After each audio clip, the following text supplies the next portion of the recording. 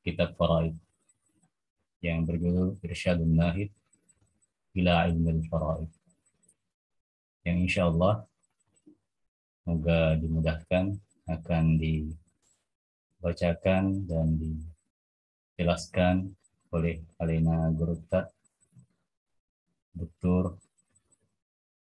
Al-Haj Muhammad Fedi Syam, unsur pimpinan Ma'had Ali untuk pesantren PDI Mangkoso. Insyaallah. Sambil menunggu beliau bersama kita pada majelis yang mulia ini,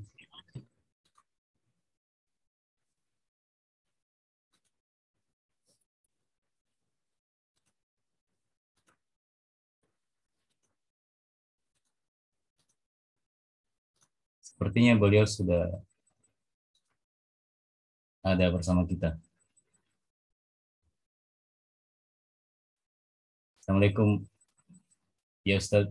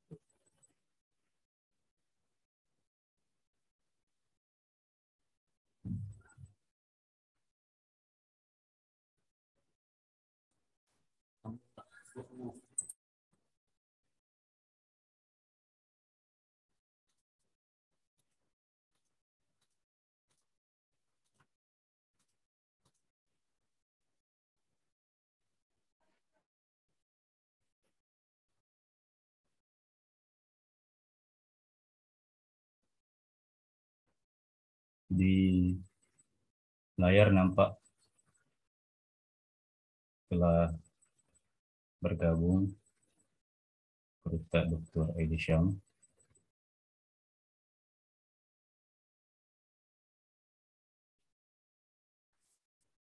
Sambil menunggu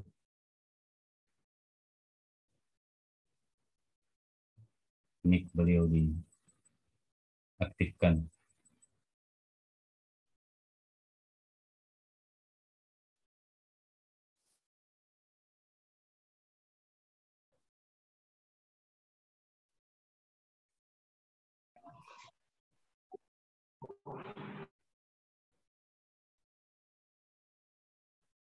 Para hadirin sekalian, sambil menunggu Gurutta, kami membuka majelis ini. Assalamualaikum warahmatullahi wabarakatuh. Waalaikumsalam. Waalaikumsalam warahmatullahi wabarakatuh. Syukur setinggi-tingginya dan puji pada kehadirat Allah Subhanahu wa taala telah mengumpulkan kita pada waktu alhamdulillah pada malam hari ini untuk memulai kajian kitab Irsyadun Nahid fi Ilmil Faraid ila Ilmil Faraid. Begitu pula salawat dan salam kita senantiasa kirimkan kepada junjungan kita Nabiullah Muhammad sallallahu alaihi wasallam. Seperti yang kami sampaikan tadi, bahwa insya Allah pada malam hari ini kita akan membaca bersama dan mengkaji salah satu kitab karya Andri Guruta Kiai Haji Abdurrahman Ambu Dalek dalam ilmu faraid yang insya Allah akan diantarkan oleh Alena Guruta Dr. Haji Muhammad Haidi Syam. Baik, pada kesempatan yang berbahagia ini, dengan hormat kami persilahkan kepada Guruta untuk memulai kajian. Al-an, tafadhal mashkuran. Tafadhal ya Ustaz.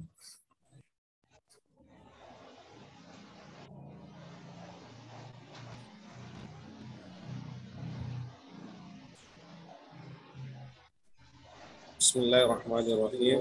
Assalamualaikum warahmatullahi wabarakatuh.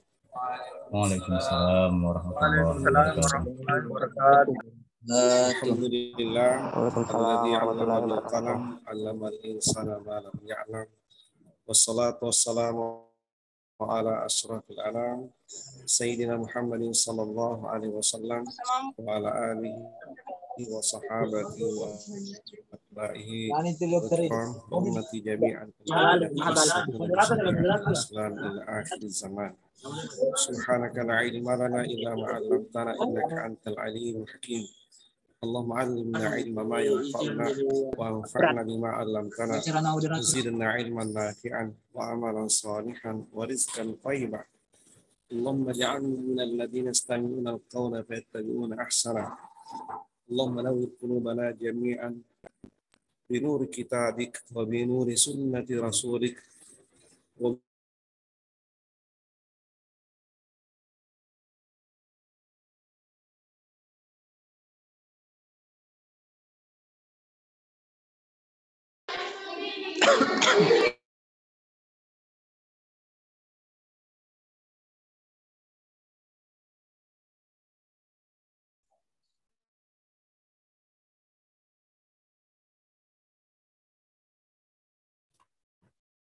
Nampaknya ada kendala di perangkat beliau. Kita menunggu beliau bergabung kembali. Satu-satu.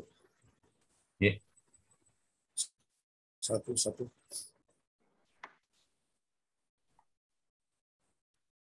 Ya. Sudah terdengar suara saya? Iya, Ustaz. Terdengar. Silakan.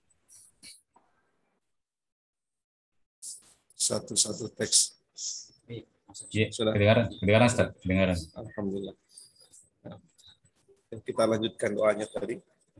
Allahumma nawwir qulubana jami'an bi nuri kitabik wa bi nuri sunnati rasulik wa bi nuril ilmi wa bi nuril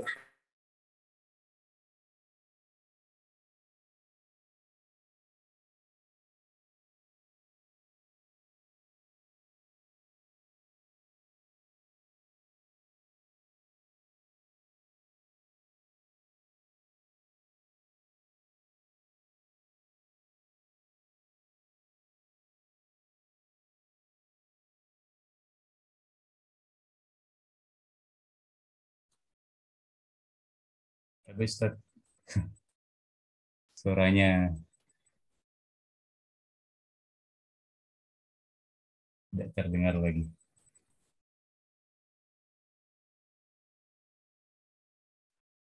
Kita doakan bersama semoga perangkat beliau jaringannya distabilkan.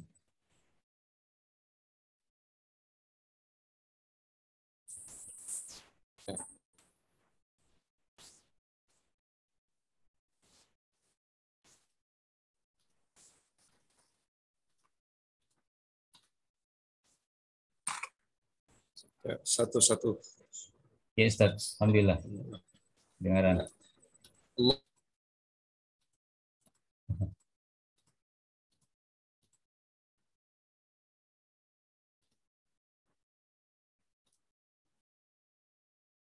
Manawwir qulubana jami'an bi nuri kitabika bi nuri ma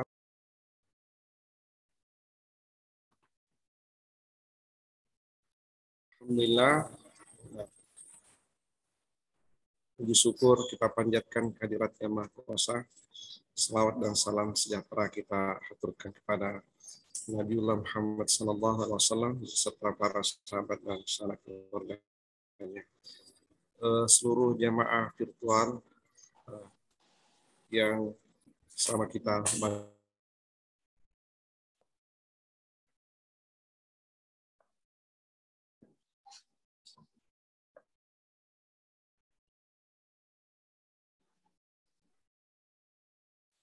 mungkin kan?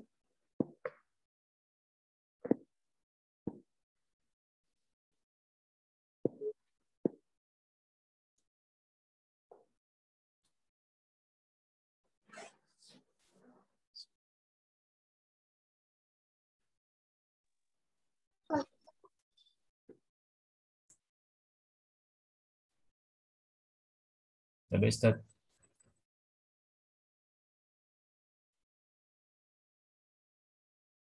suaranya belum terdengar lagi.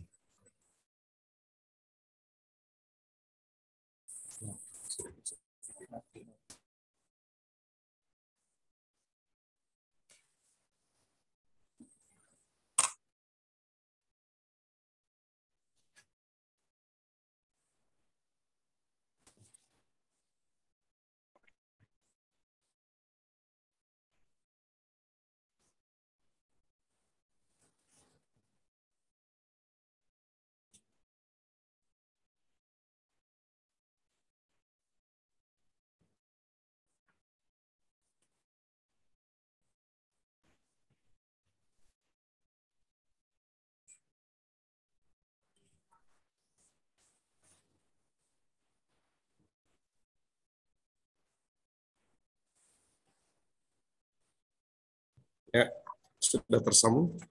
Ya Ustaz, alhamdulillah. Suara saya sudah terdengar. Ya, terdengar jelas. Satu-satu. Ya Ustaz. Jadi seperti yang disampaikan tadi bahwa malam ini ya, insya Allah kita akan membedah satu di antara karya monumental yang diwariskan oleh Almarhumullah Andre Guruta Al-Hajj Abdurrahman Al-Mudali yang berjudul Irsyadun Nahid ila Ilmil Faraid. Sebelumnya terima kasih yang sebanyak-banyaknya kami haturkan kepada Adinda Dr. Andi Taufik Insinyur ya, Andi Taufik MA ya, mohon maaf kalau tidak tepat menyebutkan gelar, serta seluruh yang memfasilitasi terlaksananya forum virtual ini, dan juga kepada seluruh para peserta yang sempat bergabung. Semoga Allah Subhanahu wa taala nanti membuka hati kita selebar-lebarnya untuk memahami apa sesungguhnya yang dimaksudkan oleh Andre Guruta di dalam kitab ini. Ya, kita berharap kepada Yang Maha Kuasa, semoga hati kita semua dicerahkan melalui wasilah karya monumental yang akan kita bedah. Mulai pada malam ini, insya Allah kita berniat untuk mengkhatamkannya. Mungkin untuk lebih berkahnya, ya kita mengawali dengan membaca pembuka segala kebaikan, surat Al-Fatihah, dan sekaligus kita niatkan pahalanya sampai kepada almarhum Andre Guruta selaku penulis kitab ini. Itulah kado persembahan kita yang diperuntukkan kepada beliau di alam sana. Ya. Ila ruhi al-faqih hadiyatan badiyatan minna daiman abada. Al-Fatihah. Bismillahirrahmanirrahim. Alhamdulillah rabbil alamin arrahmanir rahim maliki yaumiddin. Iyyaka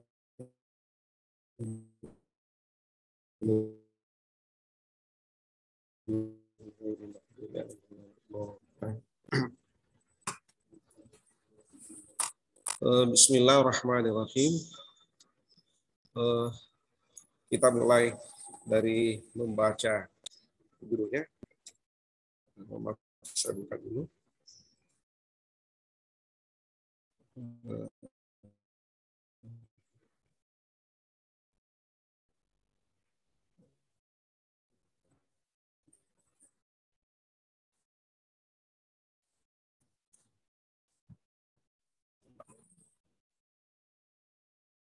Ya.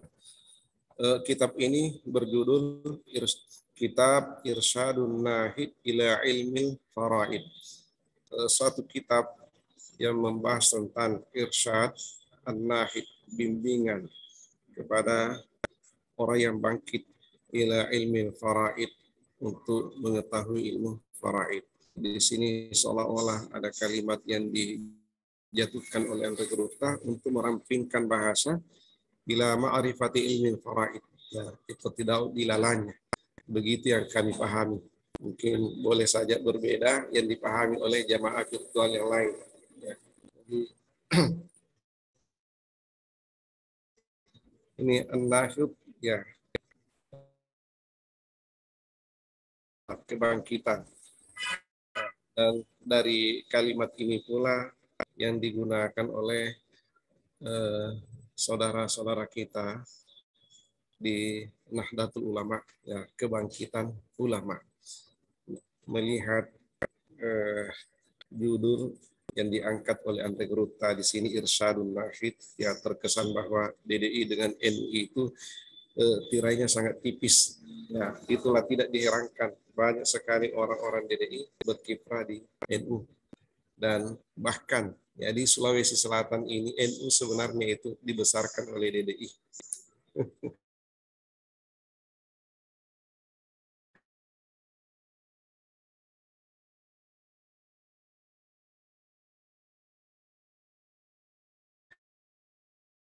Oleh Al-Maghfur Al-Had Abdurrahman Amudali.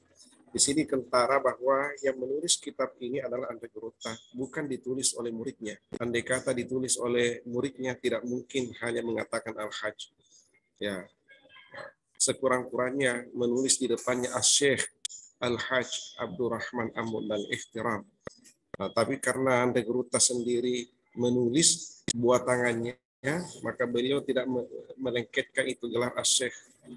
Andai kata kita yang menulisnya, maka gelar itu kita lengketkan minimal Asy-Syaikh Al-Hajj Abdurrahman Amudali. Mudir, ya.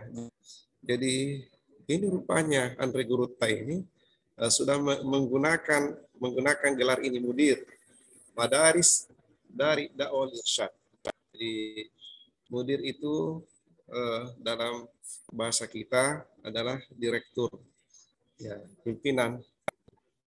Nah, madaris, ya, jamak dari madrasah, madaris sekolah-sekolah, ya, Darud Dakwah wal Irsyad. Karena memang DDI ini berbasis pesantren, berbasis madrasah. Sesungguhnya madrasah itu yang berorganisasi, maka lahirlah DDI. Ya. Antagoruta untuk menghimpun semua madrasah binaannya, ya, menghimpun semua madrasah binaannya, anak-anaknya, maka diikatlah dengan suatu ikatan organisasi, itulah Darud Dakwah wal Irsyad. Sebelumnya, seperti yang kita dengar dan kita simak dari Antagoruta bahwa ketika lahir DDI di Mangkoso, ya, ketika lahir DDI di Mangkoso, nama DDI itu belum ada. 21 Desember 1938, ya, nama DDI itu belum dikenal oleh warga DDI.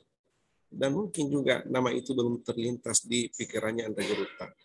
Sehingga nama lembaga itu masih bernama MAI, Madrasah Al-Arabiyah Al-Islamiyah. Persis nama lembaga yang tempatnya dulu Antagoruta belajar di Sengkang. Nanti pada tahun 1947, ya, nama DDI itu lahir di Watan Sopeng. Laksana bayi lahirnya di Mangkoso, di Akika di Sopeng. Nah, di sanalah diberi gelar atau diberi nama Darud Dakwah wal Irsyad. Jadi itu sekilas ya, memurajaah kembali ilmu kita. Ya. Mudir Madaris dari dakwah wal irsyad. Kemudian di bawahnya tertulis hukukut tabah mahfuz lil muallif. Yaitu hak percetakan itu terjaga, terpelihara hanya untuk muallif. Tubi'a bil matba'al khairiyah. Jadi kitab ini dicetak di percetakan al khairiyah. Ya, ini percetakannya Reguruta dulu di Parepare, dan di bawah tulisan percetakan itu ya tertulis ujung baru. Ini kampungnya Andre Guruta di Parepare, persis di jalan ini sudut rumahnya beliau itu ada, dan itulah rumah monumental yang selalu kita kenang setiap kali lewat di ujung baru Parepare. Saya heran di sini Andre Guruta menulis Fari. Fari yang pertama berbeda tulisannya dengan Fari yang kedua. Ya, Fari. Mungkin ada sesuatu yang Andre Guruta tahu kita belum tahu, ataukah dialek bicaranya Fari. Kan biasanya kita sebut Fari. Dan andai kata orang Arab yang tulis ini, maka tidak menulis fa, menulis ba. Karena orang Arab itu tidak mengenal huruf fa. Yang diketahui itu fa dan ba. Jadi biasanya kalau Fari ditulis bari.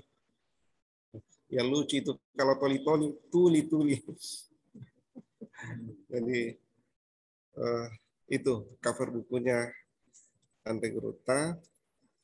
Dan ya kita lihat lagi berikutnya. Bismillahirrahmanirrahim, halaman berikut. Mohon di kursornya. Ya, halaman berikutnya. Bismillahirrahmanirrahim. Melihat tulisan tangannya Andre Guruta, subhanallah. Coba, beliau bawa penanya ini. Saya ingat mirip-mirip dengan tulisan tangannya almarhum Andre Guruta Abbas Ghazali.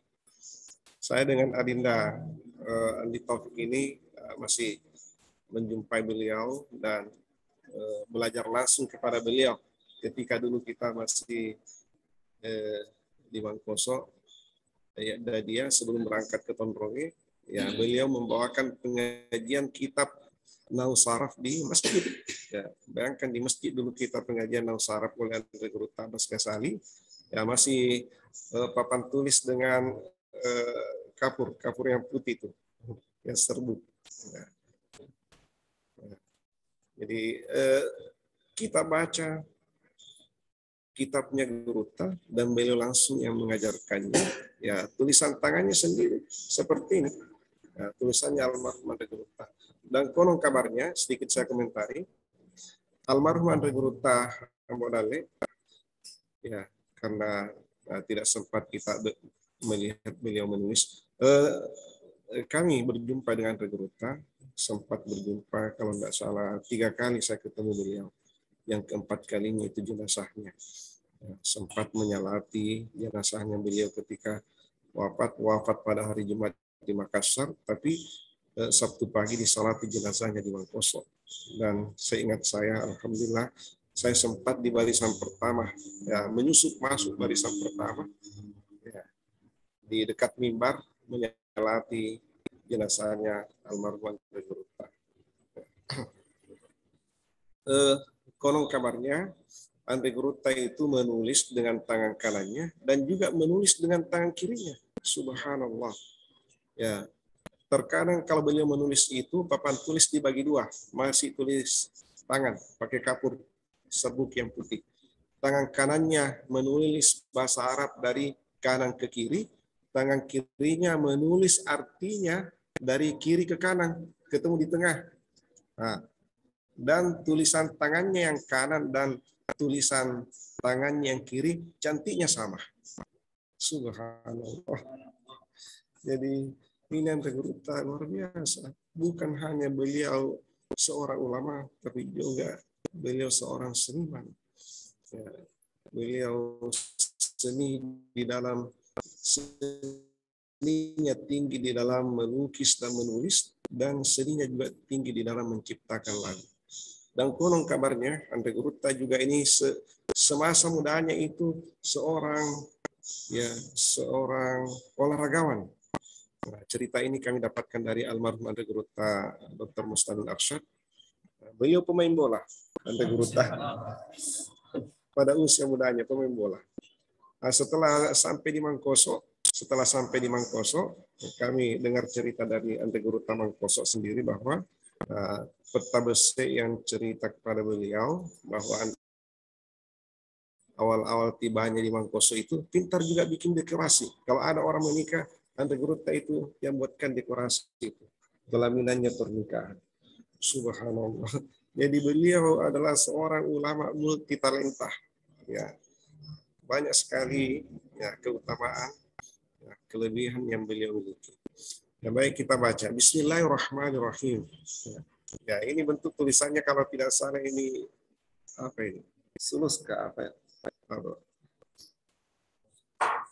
Sulus ya. Basmalanya. Bismillahirrahmanirrahim. Ya. Alhamdulillahilladzi khalaqa fasawwa wa qaddara fahada. Segala puji bagi Allah yang Maha menciptakan dan Maha menyempurnakan ciptaannya. Wa qaddara. Dialah yang Maha menentukan, pada lalu Maha memberi petunjuk. Wa amata. Dialah yang Maha mematikan wahyi. Andre Gurutta ini coba lihat kawafik-kawafiknya itu. Fasawwa fahada ahya. Ya. Jadi memang nilai seninya beliau tinggi, jiwa seninya tinggi. Nah, terus wassalatu wassalam dia selawat dan salam sejahtera diperuntukkan kepada junjungan kita Nabi Muhammad SAW, khatamil anbiya. Ya, penutup para nabi, sayyidil asfiya wa ala alihi wa sahbihi a'immatil huda. Ya, pemimpinnya para asfiya. Ya. Dan keluarganya, sahabatnya, a'immatil huda. Ya, imam-imam yang tertunjuk. Ya, beliau adalah imam-imam mazhab, pemimpin-pemimpin umat yang dijadikan teladan. Wa ba'd, fahadhi risalah mukhtasarah. Ini adalah risalah singkat, tulisan yang singkat. Memang tulisan-tulisannya Andre Gurutta itu ya ciri-cirinya, karakternya itu singkat, padat, tepat. Ya. Singkat di dalam berbahasa, padat di dalam memberi makna, dan tepat di dalam memilih kata. Ini karakter tulisannya Andre Gurutta. Banyak tulisan kita perhatikan yang biasa kita baca, panjang tulisannya, tapi pesan-pesannya itu hampa, bahasanya bertele-tele, sehingga susah disimpulkan. Seperti benang kusut yang semraut, ujung pangkalnya itu tidak lagi bisa ditemukan. Ya, banyak tulisan seperti itu, tapi Andre Gurutta luar biasa. Bahasanya singkat, maknanya padat, kata-katanya tepat. Subhanallah. Jadi ini singkat, padat, tepat, itulah makna risalah mukhtasarah. Hadi risalatun mukhtasarah. Tastamilu ala syai'in min masail, mencakup segala sesuatu yang terkait dengan persoalan-persoalan ilmu faraid yang mu'tabar. Ya. Jadi kata Tuhan, litakuna min jumlatil kutubil muqarrarah fil madaris fi madarisi dari dakwah irsyad. Ya. Andre Gurutta mengatakan, aku menulisnya kiranya bisa menjadi sejumlah kitab-kitab yang dijadikan panduan di sekolah-sekolah Darud Dakwah Irsyad al-muassasah yang didirikan fir raif wal bilad, di tingkat pedesaan sampai di tingkat al bilad, negara atau nasional ya. Mungkin maksudnya geruta ini di kota dan yang ada di desa, di pelosok desa dan di pelosok kota. Ya, seperti yang kita ketahui bahwa memang dulu lembaga pendidikan Darul Da'wah Irsyad itu khususnya di Sulawesi Selatan dan Sulawesi Tengah dan bahkan sampai di Sulawesi Tenggara lebih banyak milik DDI daripada sekolah-sekolah milik Kementerian Departemen Agama ketika itu. Ini baru tadi informasi ini kami terima dari Andre Gurutta, Ketua Umum PB DDI ketika penutupan milad di kampus 2 Putra Tonrong. Ya, bahwa dulu sekitar tahun 60-an, 70-an, sekolah-sekolah Darul Da'wah Irsyad lebih banyak ketimbang dengan sekolah-sekolah binaan langsung Departemen Agama pada saat itu. Dan bahkan betapa banyak lembaga-lembaga atau sekolah-sekolah DDI yang diambil alih oleh Kementerian Agama atau Departemen Agama ketika itu dinegerikan. Dan Andre Gurutta itu mengikhlaskan. Ya, mungkin karena menganggap ini misi sudah sama, biarlah mereka itu tangani dan kita selanjutnya menggarap lagi yang lain. Jadi itu karakternya Andre Gurutta itu tidak suka berseteru dengan pemerintah. Beliau selalu berupaya untuk bersanding dengan pemerintah membangun umat. Ya, karena ulama dan umara adalah mitra kerja di dalam membangun umat. Ya. Jadi karakter dakwanya Andre Gurutta seperti itu.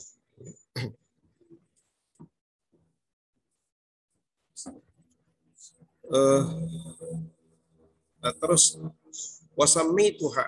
Nah, Andre Gurutta mengatakan wasammaituha, aku menamakan buku ini Irsyadun Nahid.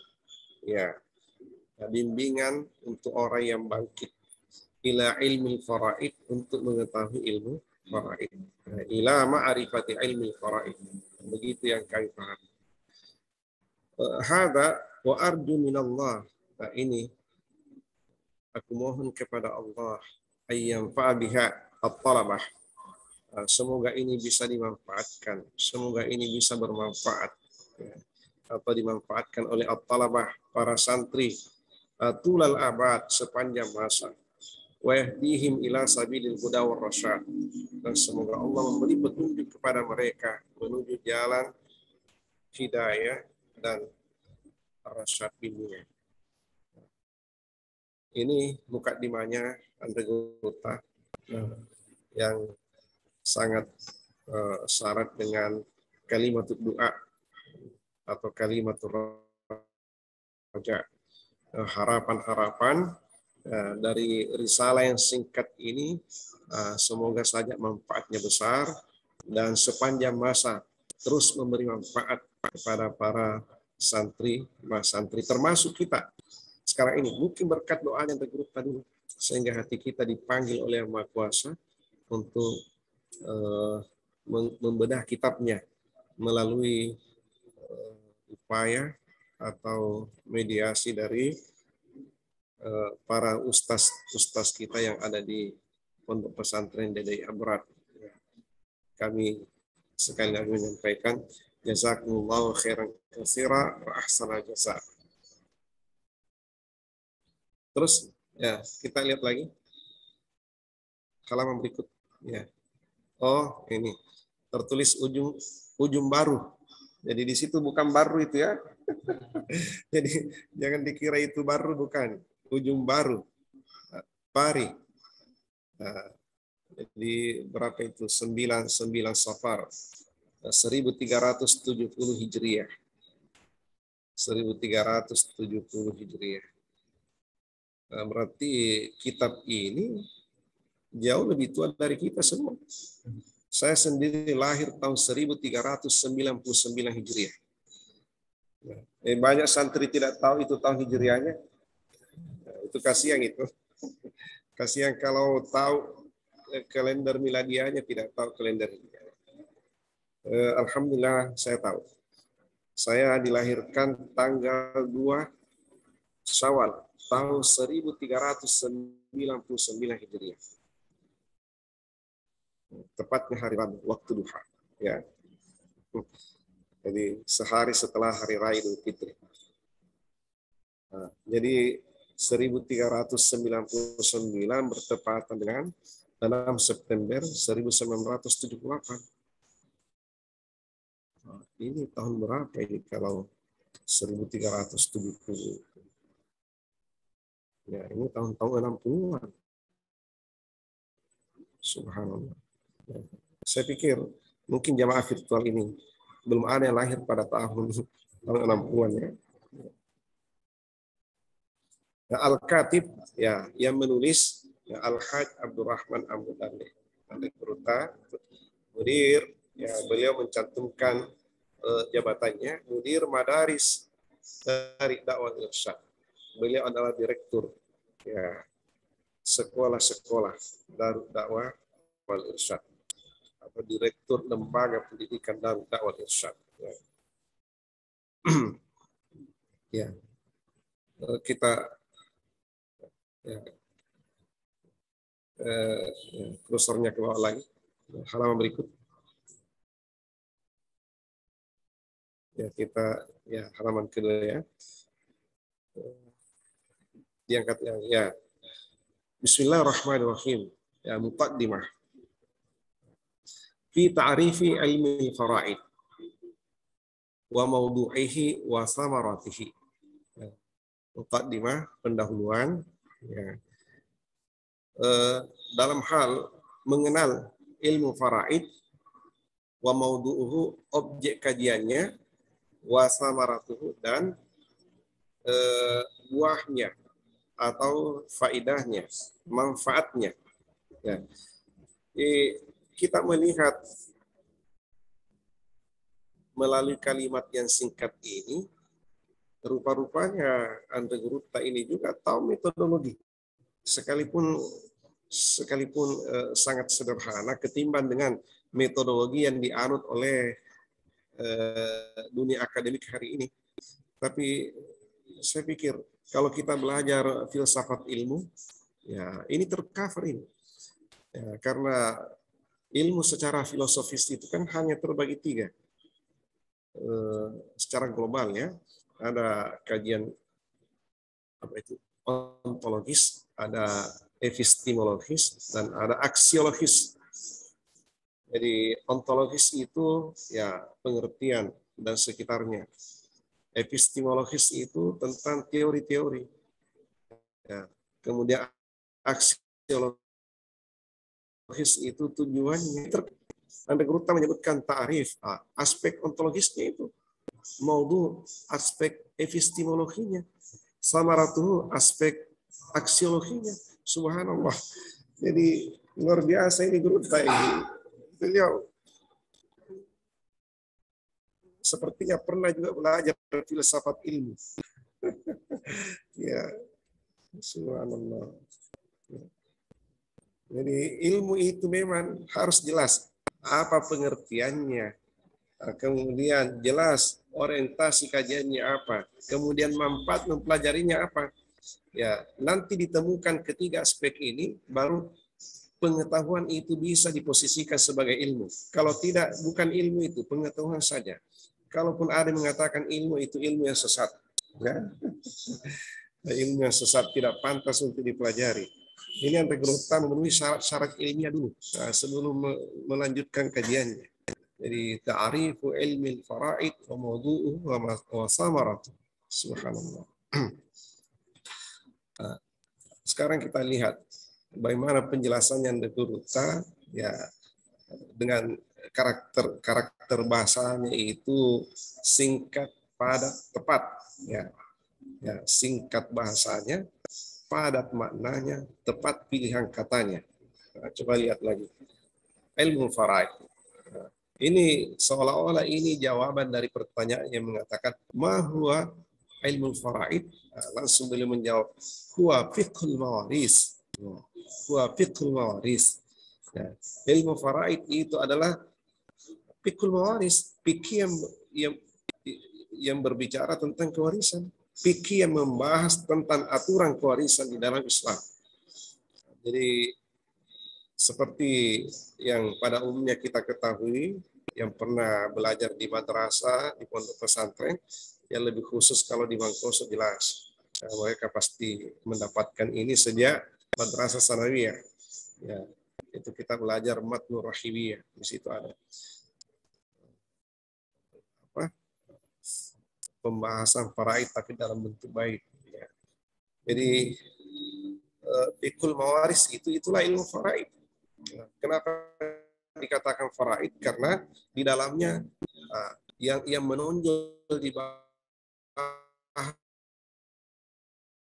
itu adalah bagian fardu. Ya, 1/8, 2/3 itu bagian fardu, makanya disebut ilmu faraid. Dan nama ini juga dijumpai dalam hadis. Rasulullah bersabda, afradukum Sa'id bin Sabit. Sa'id bin Sabit, ya, orang yang paling ahli, yang paling piawai dalam ilmu faraid adalah Sa'id bin Sabit. Ya, nah, itulah sehingga ulama ya, kembali mengambil nama itu, ya, ilmu faraid. Ya, lalu dijelaskan bahwa ilmu faraid yang dimaksud adalah ilmu mawaris, ya, wa ilmu hisab, dan ilmu matematik, ya, ilmu matematik, ilmu perhitungan, al-muwassila ila ma'rifati ma yakhussu kullu bi haqqi min at-tirkah. Ya, ilmu matematik yang mengantarkan kita untuk mengenal apa yang mengkhususkan setiap yang berhak itu dari at-tirkah. At-tirkah itu adalah harta pusaka atau harta peninggalan. Jadi yang dimaksud zi haqqin di sini itulah ahli waris. Ahli waris. Minat tirka, at-tirka itulah warisan. Harta yang akan dibagi setelah pemilik harta itu wafat. Nah, ini definisi daripada ilmu faraid. Ya. Terus maudu'uhu, ya, objek kajiannya atau orientasi pembahasannya. At-tirkat min haitsu qismatiha. Jadi at-tirkat harta-harta pusaka atau harta peninggalan dari aspek pembagian.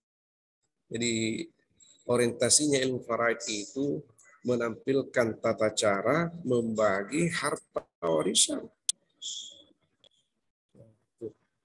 Inilah dimaksudkan oleh Anda Guru di sini at-tirkat min haitsu qismatiha. Terus samaratuhu objek kajiannya sudah. Samaratuhu itu adalah kegunaannya, buahnya, faedahnya. Kira-kira apa yang kita dapatkan setelah mempelajari ilmu faraid. Ya. Nah, di sini dijelaskan lagi dengan bahasa yang sangat singkat. Ya. Ma'rifatu ma yakhussu kullu bi haqqin min at-tirkah. Mengenal secara khusus setiap yang berhak untuk mendapatkan at-tirkah, harta peninggalan. Siapa yang berhak dari harta peninggalan, ya, itulah yang kita akan kenal secara khusus. Ya, setelah mengenal secara khusus ahli waris yang berhak mendapatkan harta warisan, maka itulah buah atau manfaat mempelajari ilmu faraid. Ya. Dengan demikian, ya, tercoverlah 3 aspek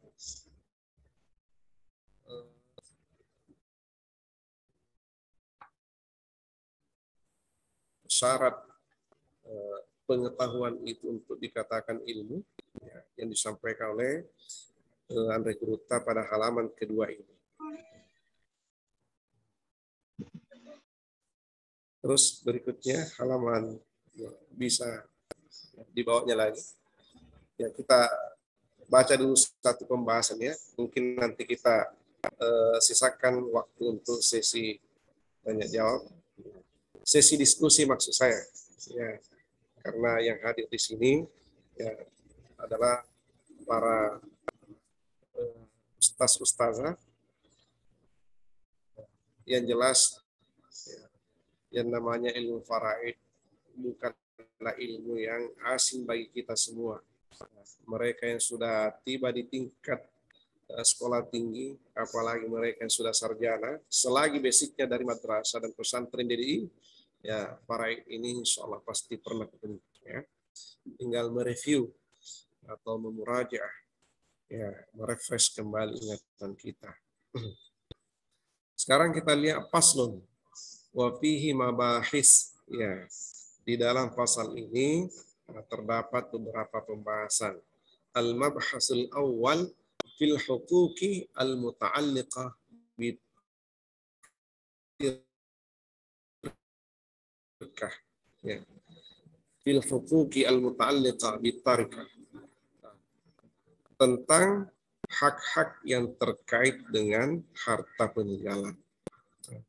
At-tirkatu ma khallafal mayyitu min malin aw haqqin wa yata'allaqu biha khamsata huquqin. At-tirka itu adalah apa yang ditinggalkan oleh orang yang mayit atau harta. Apa yang ditinggalkan oleh orang yang sudah wafat, ya, berupa harta atau hak. Dan yang terkait dengan at-tirka ini ada 5 hak. Wahia, yaitu yang pertama al-haqqu al-muta'allaqu bi aini tirkah kazakat warrahmah. Jadi hak yang terkait dengan harta pusaka itu sendiri. Jadi haknya harta itu ada. Nah, kazakati seperti zakat. Nah, jadi zakat itu adalah kewajiban dari harta. Nah, kewajibannya harta. Nah, jangan sampai itu belum ditunaikan, maka itu dibagi. Jadi harta peninggalan itu siapa tahu cukup 1 nisab, usianya sudah melampaui 1 haul, dan belum dikeluarkan zakatnya oleh pemiliknya meninggal, otomatis harta ini jadi at-tirka. Nah, jangan langsung dibagi, perhatikan dulu. Nah, perhatikan dulu ar-rahn. Nah, ar-rahn itu gadaian. Ya. Siapa tahu barang itu tersimpan di pegadaian. Bukan pegadaian, ya. Siapa tahu barang itu digadaikan, maka harus ditebus. Jadi saya tidak mengatakan pegadaian, karena nanti panjang diskusi. Kalau ada lagi yang mengatakan bagaimana hukumnya pegadaian konvensional, waduh, diskusi kita tambah panjang nanti, lari dari ilmu faraid. Ya. Yang kedua, mu'nut tajhiz. Mu'nut tajhiz itu adalah biaya pemakaman. Ya. Nah, seperti yang kita ketahui dan nanti yang rekruta di sini ada beliau bahas itu, ini hal-hal atau aspek-aspek yang harus diperhatikan sebelum harta pusaka itu dibagi. Dan memang syaratnya harta pusaka itu dibagi nanti si pemilik harta itu meninggal. Nah, itu. Nah, jadi salah satu syarat kewarisan itu adalah mautul muwarris, ya, wafatnya si pewaris. Jadi kalau si pewaris masih hidup, belum bersyarat untuk dibagi hartanya. Jangan sampai ada anak terlalu cepat mewarisi orang tuanya, masih hidup sudah diambil hartanya, warisannya. Bukan warisan itu. Itu menyalahi ketentuan kewarisan di dalam Islam. Sekalipun nanti kalau kita belajar kompilasi hukum Islam, ada celah yang bisa membenarkan, tapi atas dasar persetujuan. Nah, itu lain ceritanya. Sudah bukan lagi hukum dasar itu.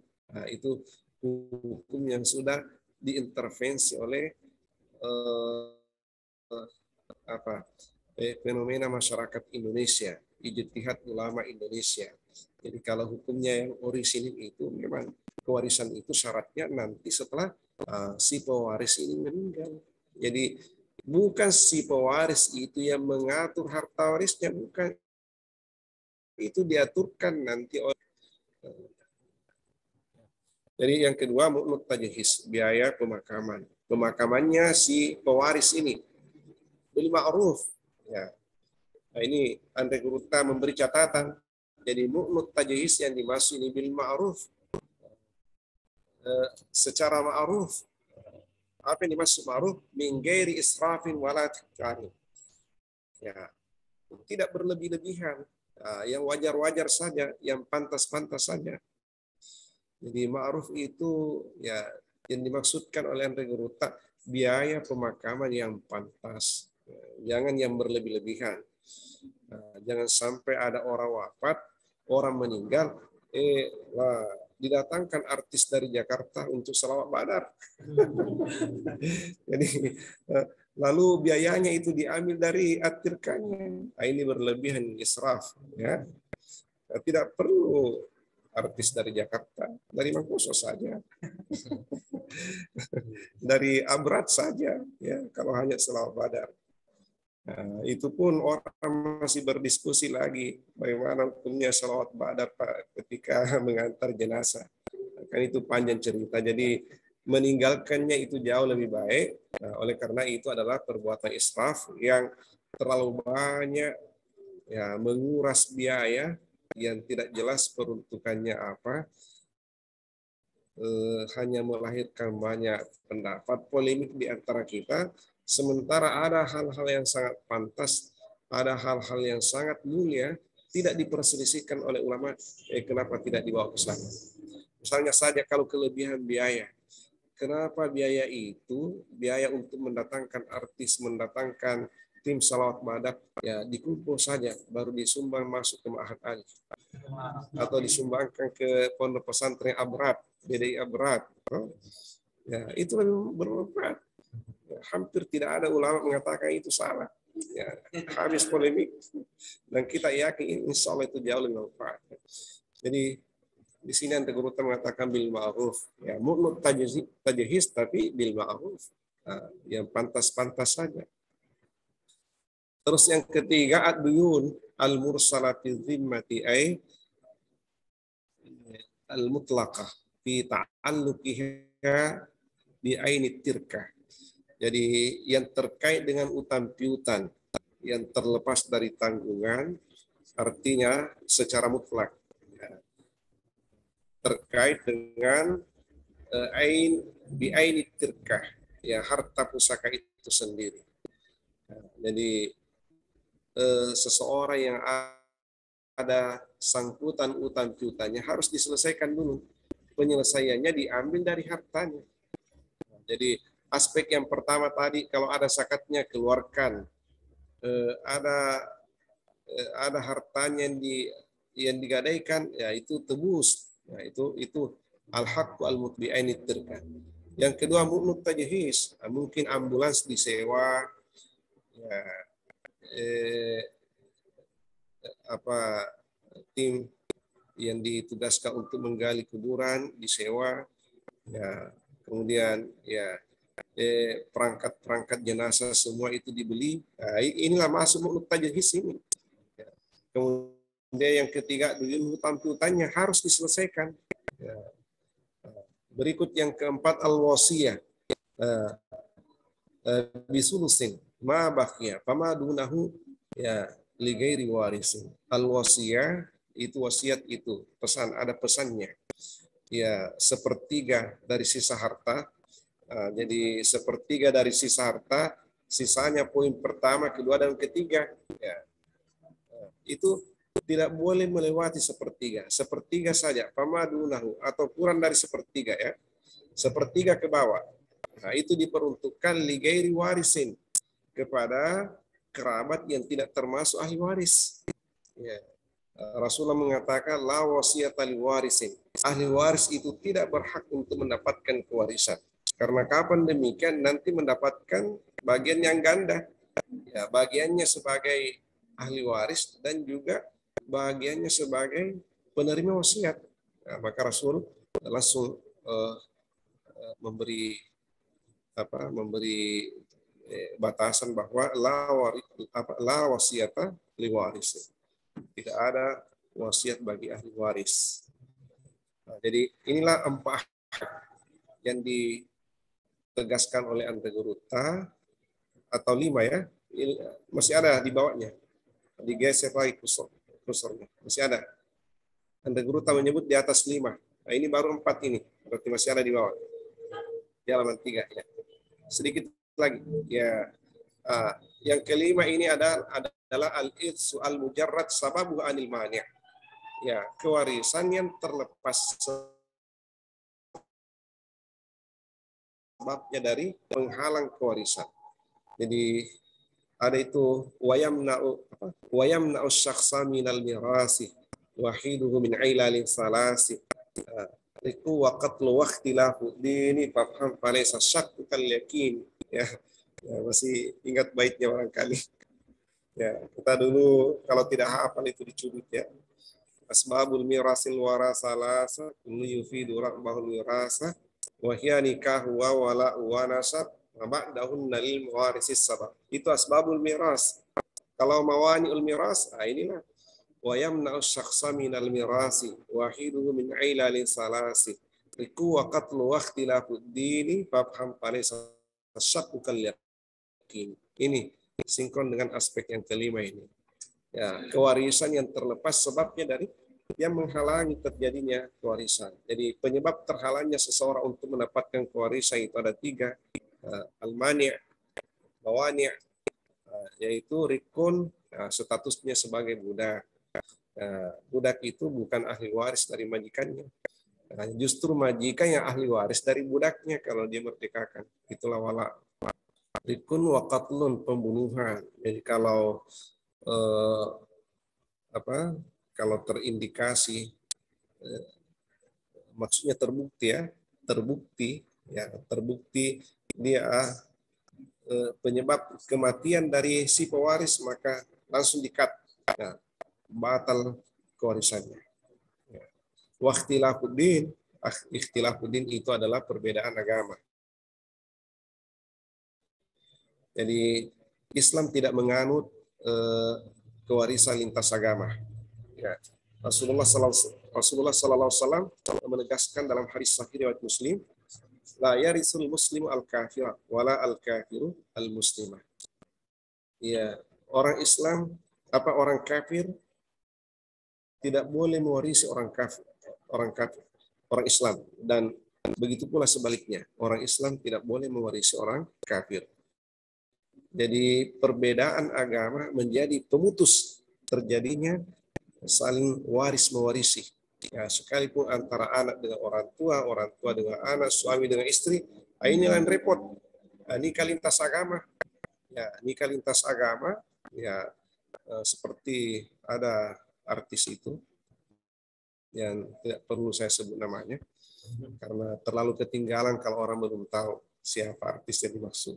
Sejak sekian puluh tahun membina rumah tangganya sampai hari ini masih tetap pada agamanya. Ya Allah. Ini bagaimana nanti kewarisannya itu? Maka ketika salah satunya meninggal, apakah suaminya atau istrinya, maka tidak boleh saling mewarisi. Ya.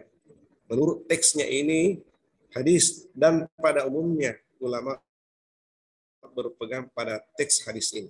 Ya. La yarisul muslimul kafira wala kafiru al muslimah. Saya pikir untuk sementara dulu Adinda Dr. Andi Taufik sampai di situ dulu mungkin deh.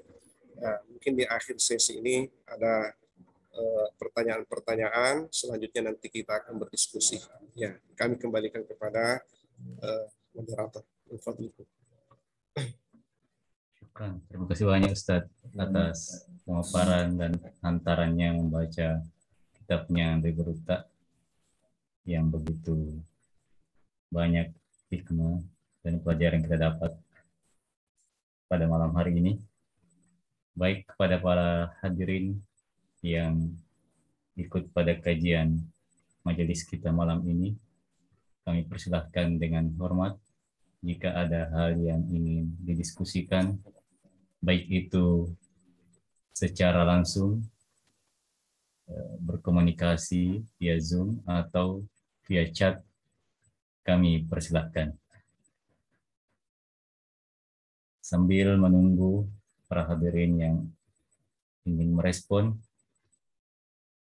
kami mencatat tadi penjelasan beliau, karena hikmah salah satu tujuan kami menginisiasi pembacaan dan pengkajian kitab Andri Geruta adalah kami bisa nyantri kembali dari sekian lama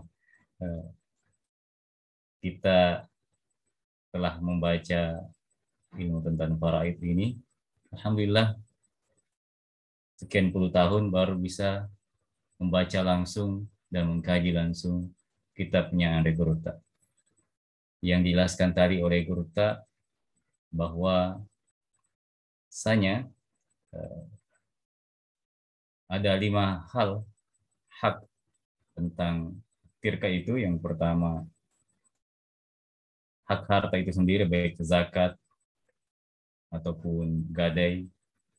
Kemudian biaya pemakaman. Yang ketiga, utang piutang. Kemudian keempat, wasiat yang tidak melebihi dari sepertiga sisa harta. Kemudian yang kelima, penghalang untuk mendapatkan hak waris. Ada 3, budak, pembunuh, pewaris, dan beda agama. Demikian ringkasan yang ada pada awal kajian kita malam hari ini. Kembali kami serahkan kepada para hadirin jika ada hal yang ingin didiskusikan dengan Geruta.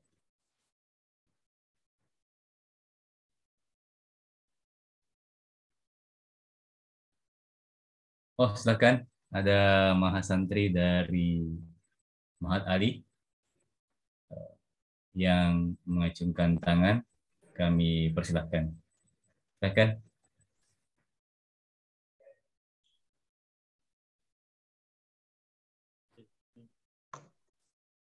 Ya, silakan. Bismillahirrahmanirrahim. Assalamualaikum warahmatullahi wabarakatuh. Waalaikumsalam. Tabe Maraja Geruta, mohon waktunya. Saya lau samahta ingin bertanya.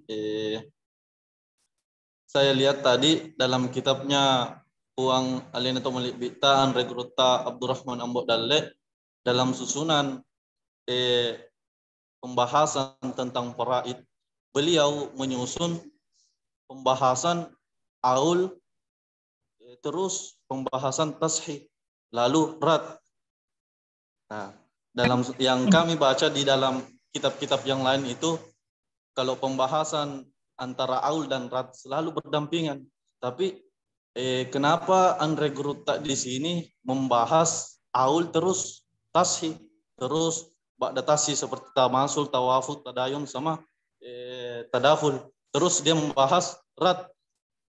Mungkin Geruta bisa memberi alasan kenapa Puang Alena Tomolit Baita Andre Geruta Abdurrahman Ambok Dalle membahas aul dulu, terus tashih, terus rad.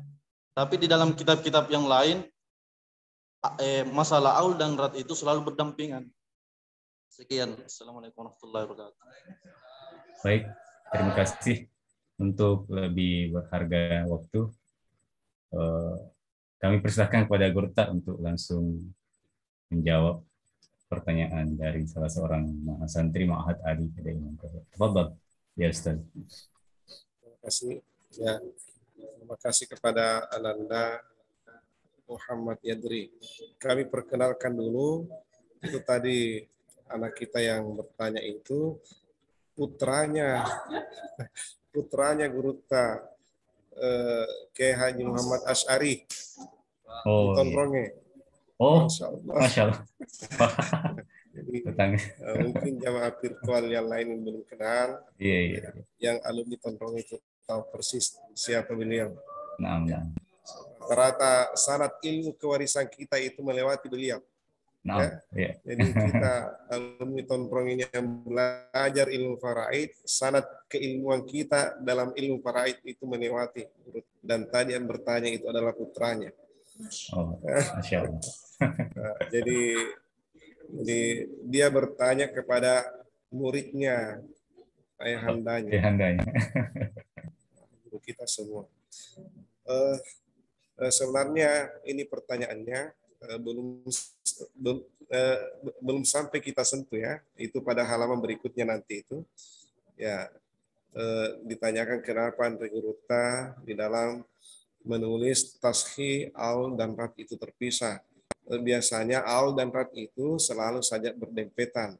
Ya, oleh karena rat itu kan kelebihan harta. Nah, kalau aul itu kekurangan, tashi itu hanya cara untuk memudahkan perhitungan. Sebenarnya disebutkan secara terpisahkah ataukah berbarengan, itu bukanlah hal yang prinsip, tergantung seleranya penulis.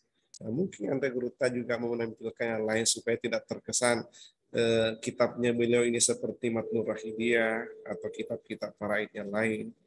Nah, yang saya pahami itu bukan sesuatu yang prinsip ya. Dan Andre Guruta itu sebenarnya menyebutkan ketiga-tiganya, at-tashi,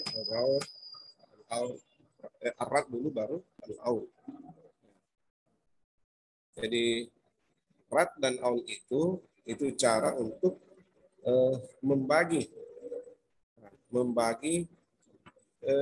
kalau rad ya kelebihan harta yang masih tersisa.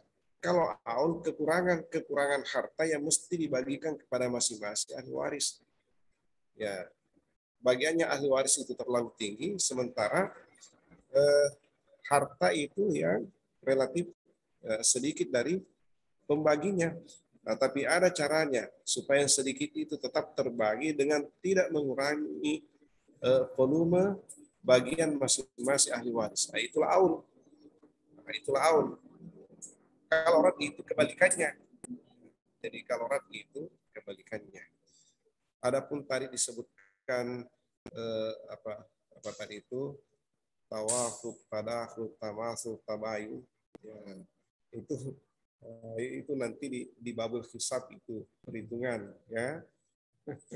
Jadi kita mau mengenal ini pecahan-pecahan, kan itu pecahannya terbatas saja. Ya, pecahannya ilmu faraid itu terbatas hanya mulai dari nah kalau kita dari yang terbanyak ya 2/3 dulu, baru turun 1/2, baru 1/4, 1/6, 1/8. Nah, 2/3, 1/2, 1/4, 1/6, 1/8. Jadi hanya 6 itu ya. Berapa sudah 6 kayak itu tadi?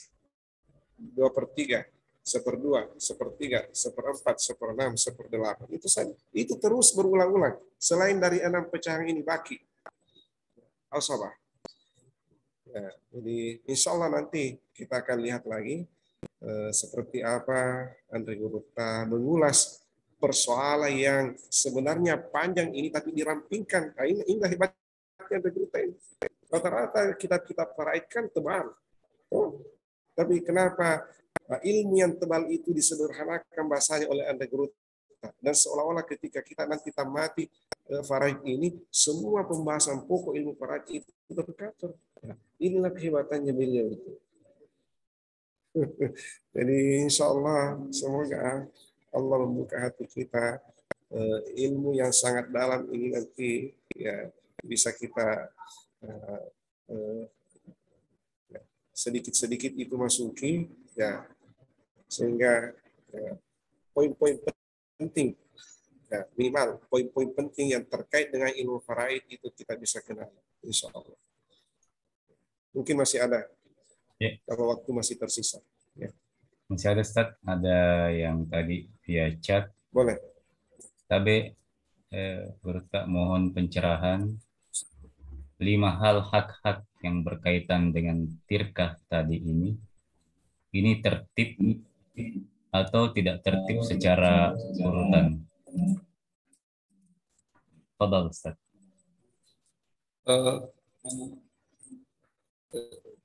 Saya tidak menyimak baik tadi. Boleh diulang? Oh, ada di chat. Ada di chat. 5 hal hak-hak yang berkaitan dengan tirka ini, apakah tertib atau tidak tertib secara urutan?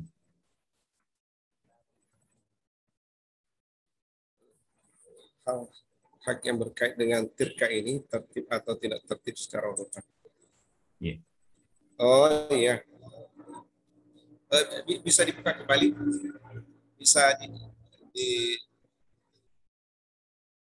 dibuka kembali itu tadi al-hukuk al-muta'alliqah bitirka. Jadi saya lihat dulu ya.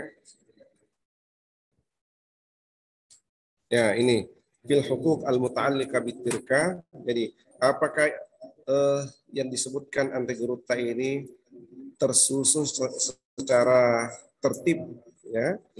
Nah, yang jelas kalau tertibnya tertib, kalau tertibnya ditanyakan pasti ya, itu sudah tertib.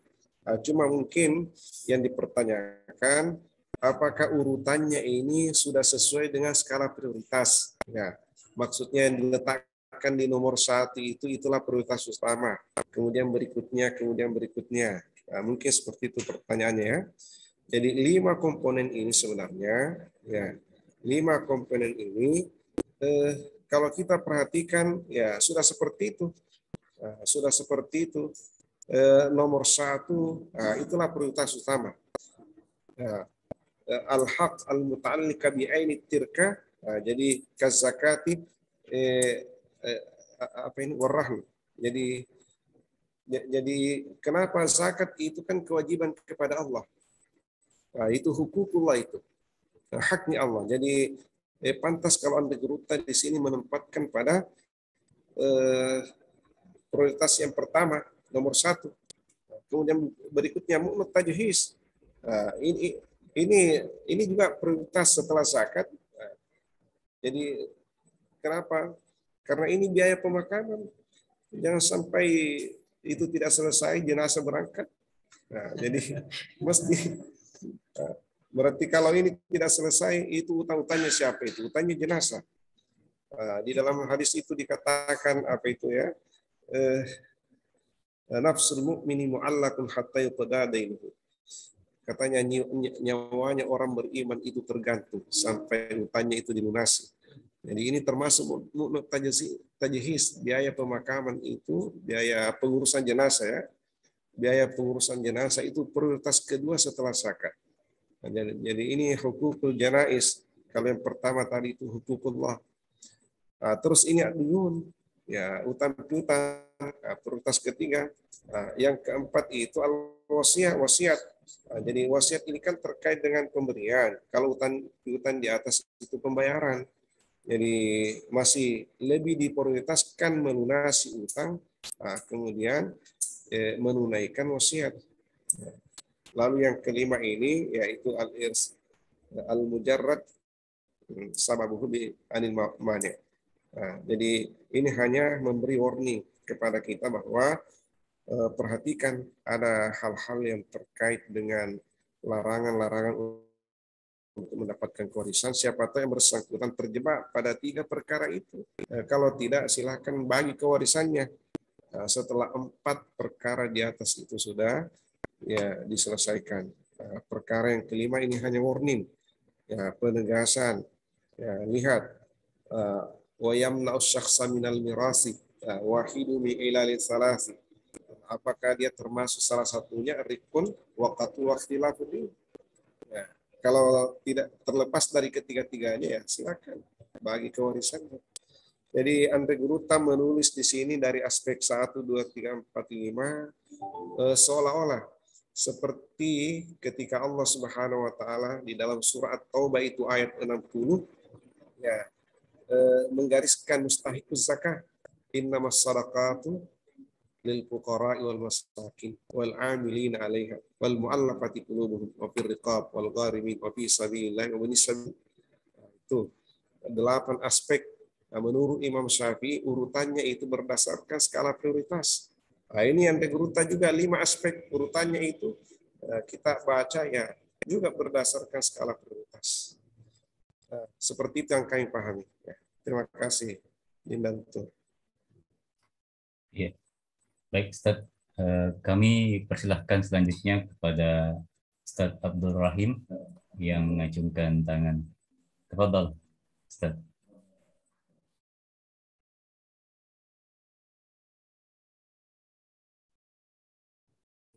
Bismillahirrahmanirrahim.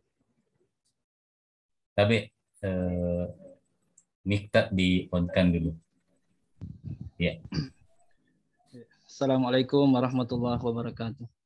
Waalaikumsalam warahmatullahi wabarakatuh. Iya, tabe puang gurunda yang kami hormati. Saya pada kesempatan ini ingin bertanya terkait tentang karangan Tawadak Bita Andre Guta Haji Abdurrahman Muhammad Dalle dalam kitab ini. Yang pertama di sini Guruta menutup dengan kata Al-Katib, puang. Al-Katib Al-Hajj Abdurrahman Ambo Dalle. Apa sebenarnya perbedaan kata Al-Katib itu dengan taklif atau muallif? Kenapa? Karena pada umumnya kitab-kitab yang kita temukan sekarang ini ditulis dengan bahasa muallif atau taklif. Apakah ada perbedaan di situ? Ini terlepas murni dari rasa ingin tahunya saya, puang, apa sebenarnya kira-kira yang mendasari kenapa Al-Mughfurullah di sini menulis memakai kata Al-Katib bukan muallif atau taklif. Karena yang biasa dimaknai Al-Katib ini kadang juga dimaknai sebagai sekretaris. Itu yang pertama, puang. Yang kedua terkait masalah al-hukukul muta'alliqah bitirkah pada poin keempat. Di sini ada al-wasiyatu bisulusi ma baqiyah. Sepertiga ini li ghairi warisin, untuk selain dari ahli waris. Apakah boleh kira-kira kalau sepertiga itu langsung dialokasikan atau diwakafkan, Bang? Langsung diwakafkan. Terlepas apakah itu wasiatnya pemilik harta atau bukan, misalkan itu inisiatif dari ahli warisnya.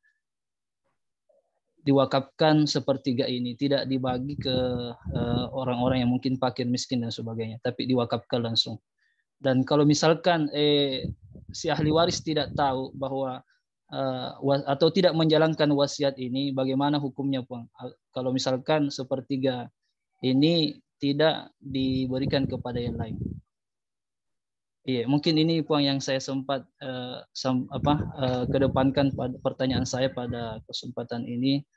Mudah-mudahan apa yang kami tidak paham ini bisa diberikan pencerahan. Dan terima kasih banyak. Alhamdulillah kitab ini begitu sangat berarti bagi kami selaku mahasiswa jurusan Ahwal Asy-Syakhsiyah. Terima kasih banyak, Puan. Sekian dari kami. Assalamualaikum warahmatullahi wabarakatuh. Waalaikumsalam warahmatullahi wabarakatuh. Tapi Ustaz, tafadhal, mungkin langsung saja dijawab pertanyaan. Terima kasih pada ananda penanya tadi ini. Beliau ini Ustaz Abdurrahim Ad-Dari, ya, Al-Majlis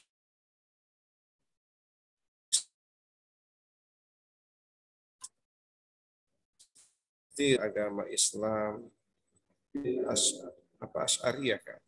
Asy'ariyah di Nabire. Jadi beliau berdomisili di Nabire ini. Alhamdulillah, ternyata radiusnya virtual kita ini berat sampai diakses oleh orang-orang yang berada di Papua. Jadi yang beliau tadi tanyakan, Ustaz Abdurrahim, yang pertama Al-Katib, kenapa Ante Guruta menggunakan istilah Al-Katib, kenapa bukan Al-Mu'allif? Ya. Apakah beda Al-Katib dengan Al-Mu'allif? Secara terminologi itu ya, cenderung disamakan.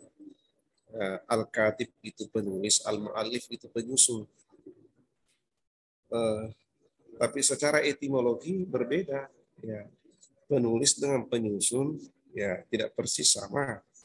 Nah, kalau dikatakan penulis, yang ditonjolkan itu tulisannya. Nah, kalau yang dikatakan mu'allif, yang ditonjolkan itu adalah susunannya. Jadi kalau mu'allif penyusun, itu terkesan menyusun, mungkin hanya copy paste dari internet, disusun-susun tulisannya orang yang mu'allif. Nah, jadi kolektor, jadi mu'allif itu kolektor. Nah, banyak orang menulis buku begitu. Sebenarnya dari internet dia copy paste, gemuk bukunya. tulisannya orang. Nah, dikumpul-kumpul, baru mu'alif di bawah. Ya penyusun, sudah cocok penyusun. Dia susun tulisannya orang.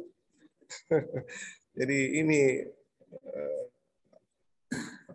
tidak amanah ilmiah itu. Tulisannya orang lalu dia yang mengatasnamakan dirinya. Nah, jadi inilah yang sering diistilahkan dengan pencuri intelektual. Apa pencuri ilmiah? Pencuri ilmu. Dia curi ilmunya orang. Ya, sebenarnya ilmunya orang itu yang dicuri, kemudian disusun dalam bentuk buku, dia atas nama. Nah, itu dianggap itu pencuri intelektual ya. Oleh karena kalau mau jujur jangan namanya ditulis, namanya orang yang menulis itu ditempelkan di buku itu, tulis namanya di bawah kolektor. Nah, hanya pengumpul ya. Nah, jadi ilmu yang ada di situ bukan dari otaknya orang lain. Dia hanya penyusun, yaitu mu'allif itu. Andre Gruta buka ilmu istilah itu yang dipakai. Beliau mengatakan al-katib penulis. Andre Gruta yang tulis langsung kitab ini buah penanya. Jadi yang kita lihat itu bukan tulisan komputer itu. Komputer tidak tahu menulis seperti itu ya. Saya yakin tidak ada komputer yang tahu menulis seperti ini. Coba periksa itu. Model tulisannya komputer tidak ada bisa seperti ini. Model tulisannya Andre Gruta ini ya. Jadi kalau Andre Gruta di situ tulis al-katib penulis ya. Dan memang ya, beliau ilmu yang tertulis di sini dari sudurnya beliau, dari buah pikirannya beliau. Nah, sekalipun beliau juga merujuk pada kitab-kitab yang lain, beliau baca, beliau pikirkan, beliau tulis, maka pantas beliau mencantumkan dengan kalimat al-katif. Nah, al-katif ini kan itu istirakul makna, mustarak ya, banyak artinya. Tadi seperti sekretaris Ma'had Ali, biasa diistilahkan juga al-katib, bukan penulis itu, sekretaris ya. Sekretir ya. Al-katib, alif lamnya itu namanya alif lam lilam hissifah. Itu alif lam yang menyatakan arti profesi ya. Lam hissifah ya. Jadi saya pikir itu jawaban dari pertanyaan pertama. Terus yang kedua apa tadi? Saya lupa pertanyaan yang kedua. Yang kedua, Ustaz. Ya, tentang wasiat ya. Iya. Sepertiga itu apakah ya. Ketika tidak disebutkan oleh si pewaris itu ada wasiat, lalu keluarganya si mayit ini sepakat untuk mengeluarkan sepertiga sebagai wakaf. Jadi 2/3 itulah yang dibagi, 1/3 langsung sebagai wakaf yang diperuntukkan kepada almarhum. Bolehkah tidak? Ya.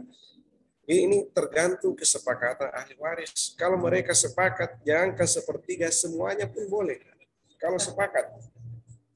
Yang tidak boleh kalau ditetapkan aturan sepihak tanpa meminta persetujuan dari semua ahli waris, itu yang tidak boleh. Nah, tapi kalau semua ahli waris sepakat, insya Allah boleh. Saya teringat begini ya, konon kabarnya ketika Raja Abdullah, kakaknya Raja Salman itu wafat. Nah, seperti kita ketahui bahwa beliaulah yang membangun Grand Samsam atau Abraj Al-Bait. Abraj Al-Bait itu Abraj itu jamak dari Burj. Abraj. Jadi kalau Ma'had Ali belum bisa Abraj karena baru satu. Jadi baru Burj Al-Ma'had Al-Ali. Kalau di depan Tanah Suci itu hotel-hotel yang berdiri itu megah, itu Abraj Al-Bait. Nah, itu dulu istananya raja itu, kita cerita sedikit. Istananya raja itu dibangun oleh bapaknya. Andre Gruta Mangkose berkali-kali cerita itu. Dibangun oleh bapaknya. Siapa bapaknya? Al-Malik Abdul Aziz, itulah raja pertamanya Saudi Arabia. Dibangun oleh bapaknya, Kemudian setelah beliau meninggal, anak pertamanya menjadi raja, terus meninggal lagi, adiknya lagi berikut sampai Raja Abdullah. Nah, ketika Raja Abdullah berkuasa, itu tadi istana dibangun tinggi-tinggi sampai ada sumber yang pernah saya dapatkan, katanya tingginya itu 650 meter. 650 meter itu yang kelihatan di atas permukaan itu sampai di ujung tower di atas 450 meter. Itu tingginya, berarti sekitar berapa itu 200 meter yang di bawah tanah itu. Kalau demikian ya. Nah, ini kemudian disumbangkan ke Masjidil Haram, Masjid Nabawi. Nah, di situ di pintu gerbangnya ada tertulis Waqaf Al-Malik Abdul Aziz lil Haramain Asy-Syarifain.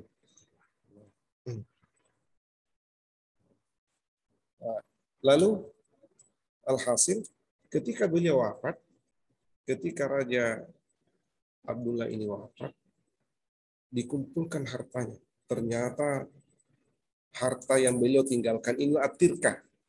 At-tirkahnya itu 650 triliun dolar Amerika. Coba bisa dihitung itu. Jadi hartanya Raja Abdullah ketika wafat itu setelah dihitung asetnya itu 650 triliun dolar Amerika. Subhanallah. Bayangkan beberapa tahun yang lalu waktu kasus Senturi hanya 6,5 triliun rupiah. Goyang perekonomian di Indonesia ketika kasus Senturi kemarin itu. Dibentuk pansus di DPR. Selesai kerjanya pansus, tidak tahu apa hasilnya. Tetap 6,5 triliun itu hilang. Sampai sekarang ini haba'an mansura. Laksana debu yang diterbangkan oleh angin. Hanya 6,5 triliun rupiah. Ini Raja Abdullah ini tidak ada ribut-ribut 650 triliun dolar Amerika. Kalau mau rupiahkan itu kali 14.000. Kali 14.000. Berapa banyaknya uang itu? 5 lantai gedung Ma'had Ali tidak muat uang 100.000. Tidak muat. Lalu apa yang terjadi? 650 triliun dolar Amerika ini semua keluarganya sepakat. Tidak usah kita sentuh itu. Tanpa itu alhamdulillah kebutuhan kita cukup. Lebih dari cukup. 650 triliun dolar Amerika ini jangan sentuh-sentuh. Terus diapakan? Sumbangkan untuk lil Haramain Asy-Syarifain, untuk dua masjid ini, Masjidil Haram dan Masjid Nabawi. Itulah dana itulah yang dipakai membangun sampai sekarang tidak bisa habis. Ya Allah. Jadi jangan heran dua masjid ini tidak ada kota amal di sana, tidak ada. Jadi kalau ada orang dari tanah suci mengatakan saya memasukkan uang di kotak amal, bukan tanah suci yang dia datangi itu, tanah Toraja. Bukan tanah Marajaya, tanah Toraja yang dia datangi. Ya. Karena di dua tidak ada kota amal di situ. 650 triliun dolar ini, tidak tahu sampai kapan habisnya. Ya. Jadi kalau tadi Ustaz Abdul Rahim bertanya, bolehkah hanya sepertiganya diwakafkan? Ya, selagi persetujuan ahli waris boleh. Ini keluarganya Raja Abdullah, 650 triliun dolar Amerika, semua sepakat untuk diwakafkan, tidak tanggung-tanggung. Subhanallah. Inilah orang yang ikhlas membelanjakan hartanya di jalan Allah. Berkat keikhlasannya mungkin. Ya, Raja Abdullah membangun tinggi-tinggi istananya itu, yang beberapa kakaknya dulu waktu berkuasa tidak terfikir, tapi beliau terfikir. Nah, lalu bukan beliau yang atas nama, tapi untuk orang tuanya. Al-Malik Abdul Aziz, wakaf Al-Malik Abdul Aziz, padahal bukan Abdul Aziz yang mewakafkan itu. Raja Abdul Aziz itu beliau bangun selaku istana, bukan wakaf. Tapi Raja Abdullah mewakafkan bukan namanya, yang beliau cantumkan namanya orang tuanya. Nah, itu terkesan di dalam hadis riwayat Ibnu Asakir. Ketika seorang anak berwakaf, maka bukan hanya anak berwakaf untuk orang tuanya, maka orang tuanya itu dapat, anak itu juga dapat dengan bagian yang sama tanpa dikurangi sedikit pun. Kalau anak yang atas nama, orang tuanya tidak dapat. Tapi kalau orang tua atas nama, insya Allah orang tua dapat dan anak dapat tanpa dikurangi sedikit pun. Dan itulah terbaca bahwa Raja Abdullah ini menyumbang bukan untuk mencari popularitas. Nah, tidak sama sebagian kita. Ya, motifnya itu motif popularitas, mau dapat nama karena mau dapat kursi, ya, untuk prospek, ya, pemilu kada dan sejenisnya. Ya, kalau beliau tidak beliau tidak diganggu oleh pikiran-pikiran popularitas. Beliau raja, tidak dipilih oleh rakyatnya. Jadi betul-betul sumbangannya itu semata-mata karena Allah. Nah, beliau ikhlas, ya, menyumbangkan hartanya, ya, untuk almarhum orang tuanya setelah beliau wafat. Anak-anaknya dan seluruh ahli warisnya itu juga sepakat, ya, yang semestinya itu bagian mereka, tapi biarlah, tidak usah, kita wakafkan saja kedua Masjidil Haram dan Masjidil Haram. Bayangkan kalau orang bersedekah di dua tempat ini, di masjid. Jumhur ulama di sana itu berpendapat bahwa bukan hanya sholat di Masjid Nabawi yang dilipat gandakan lebih dari 1000 kali lipat, di Masjidil Haram lebih dari 100.000 kali lipat, tapi semua kebaikan termasuk sedekah. Coba, kalau 650 triliun dolar Amerika dilipat gandakan menjadi 100.000 kali lipat, berapa hitungannya itu? Bisa dihitung kira-kira itu. Subhanallah. Saya sering berpikir-pikir kalau dibandingkan amal kita dengan amalnya beliau, di mana amal kita nanti dari kemudian ini? Uang receh pun tidak cukup. Jadi saya pikir itu Ustaz Abdul Rahim dan seluruh jamaah virtual. Mungkin sampai di sini barangkali dulu. Dan insya Allah masih berlanjut pekan depan kajian kita. Kita berharap semoga kitab ini bisa kita tuntas membedahnya, insya Allah. Ya. Nah, kami kembalikan kepada Sahibul Fadilah, moderator acara. Baik, Ustaz. Terima kasih banyak atas pemaparannya. Untuk berkahnya majelis kita malam ini, kami mohon dengan hormat kepada Guru Tak untuk mengakhiri dengan doa. Fadal, ya Ustaz.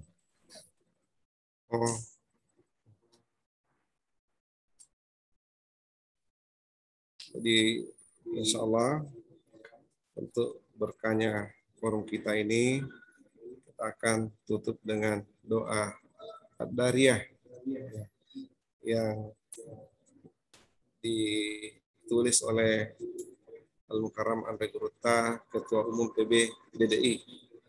Nah, mungkin yang masih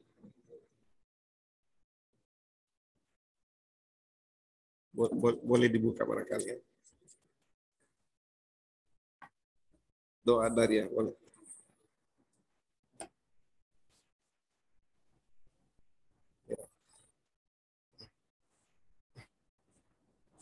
A'udzu billahi minasyaitonir rajim. Bismillahirrahmanirrahim. Alhamdulillah rabbil alamin, hamdan yuwafi ni'amahu kafi mazidah. Ya Rabbana lakal hamdu kama yanbaghi li jalali wajhikal karim wa azimi sultanik. Allahumma salli wa sallim ala sayyidina Muhammad wa ala alihi wa sahbihi ajma'in. La ilaha illallah al-azimul halim. La ilaha illallah rabbul arshil azim. La ilaha illallah rabbus samawati wa rabbul ardi wa rabbul arshil karim. Ya Hayyu ya Qayyum bi rahmatika nastaghis, la ilaha illa anta subhanaka inna kunna minaz zalimin. Allahumma inna nas'aluka bismikal azim wa bi asma'ikal husna kulliha ma alimna minha wa ma lam na'lam an tarzuqana ilman nafi'an wa rizqan wasi'an wa shifaan min lida'i wa saqam ya akramal akramin. Allahumma ja'al jam'iyyata dari da'wah irsyad jami'an mubarakan wa jami'atan muwaffaqatan li takhrijil ulama'il qanitin wa du'atil mutqinin wal murabbin al mukhlasin wa ja'alha manaran ariqan lil ulum islamiyyah wa qal'atan ma'muratan lil ma'arif as-saqafiyyah wa masdaran asilan lis syara'i diniyah bi minhaj ahli sunnah wal jamaah ya dzal jalal wal ikram. Allahumma barik lana fi a'malina bihadhil jam'iyyah waj'al muassasatiha at-tarbawiyah wa da'wiyah wal ijtimaiyah fi hifdzika wa riayatika wa atmim jami'a wazaifina fiha linailis sa'adati fid dunya wal akhirah wa waffiqna li salihil a'mal wa tamami makarimil akhlaq wa aslih dhata bainina wa la taj'alid dunya akbar hammina wa la mablagha ilmina wa la tusallit alaina man la yarhamuna bi rahmatika ya arhamar rahimin. Allahumma saddid wa ayyid daulat Indonesia ka daulati mubarakah fit taqaddum wal amni was salam wa sairi biladil muslimin ya Hannan ya Mannan. Allahumma akrimha bilazzatil ihtikam ilal haqqi wal khair waj'alha buq'atan maimunatan wa baldatan thayyibatan ma'muratan waj'al ahlaha minal mu'minin mutamassikin bid-din amirina bil ma'ruf nahina 'anil munkar mu'minina billah ya dzal jalali wal ikram. Rabbana atina min ladunka rahmah wa hayyi lana min amrina rasyada. Rabbana atina fid dunya hasanatan wa fil akhirati hasanatan wa qina adzabannar. Wa sallallahu ala sayyidina Muhammad wa ala alihi wa sahbihi wa sallim. Warzuqna kamalal mutaba'ah lahu zahiran wa batinan fi afiyatin wa salamatin bi rahmatika ya arhamar rahimin. Taqabbal du'a'ana bisirril Fatihah. A'udzu billahi minasyaitonir rajim. Iyyaka na'budu wa iyyaka nasta'in. Shiratal mustaqim, shiratal ladzina an'amta 'alaihim. Wallahu musta'an 'alal tuklan. Assalamualaikum warahmatullahi wabarakatuh. Waalaikumsalam Waalaikumsalam warahmatullahi wabarakatuh. Syukran, Barakallahu fiik ya Syekh. Terima kasih banyak atas waktu tak. Semoga Kuruta dan kita sekalian para hadirin diberikan keluangan waktu, kesehatan, dan petunjuk untuk selanjutnya mengikuti kajian berikutnya yang akan insya Allah kami infokan jadwalnya. Baik, terima kasih. Allahumma musta'an wa Assalamualaikum warahmatullahi wabarakatuh. Waalaikumsalam.